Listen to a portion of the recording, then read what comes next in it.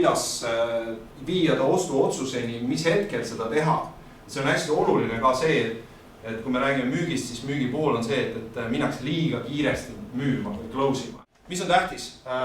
Oskused, motivatsioon, süsteemid. Väga tore, et te olete huvitatud meie toodetest. Millisest seeriast te olete huvitatud? Kas nendest seeriatest või nendest seeriatest?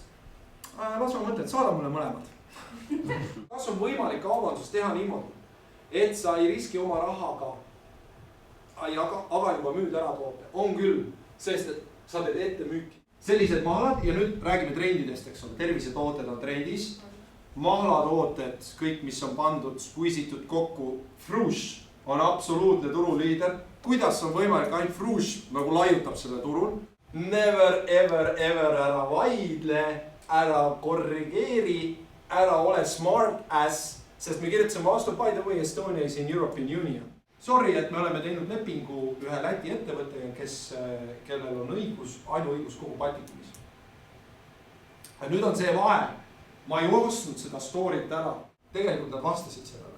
Ja mina ütleks nii, ka koledalt visatud korv loeb.